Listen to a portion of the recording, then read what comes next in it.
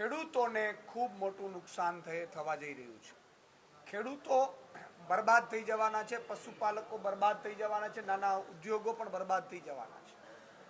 તમે જુઓ, એક ઓલરેડી ખેતીમાં ખેડૂતોને કશું મળતું નથી, નથી ભાવ મળતા, નથી એને પ્રોટેક્શન મળતું, નથી પાક વીમો મળતો, ખેડૂતો ચારે બાજુથી પરેશાન છે। ત્યારે ખબર નહીં નરેન્દ્રભાઈ કયા દબાણથી ખેડૂતોની વિરુદ્ધનો, પશુપાલકોની અને નાના ઉદ્યોગોનો વિરુદ્ધનો જે નિર્ણય લીધો છે, એનાથી ગુજરાતના 54 લાખ ખેડૂતો, પશુપાલકો બરબાદ થઈ જવાના છે। એના એકાદ દાખલા મારે આપવા છે આપણી પાસે।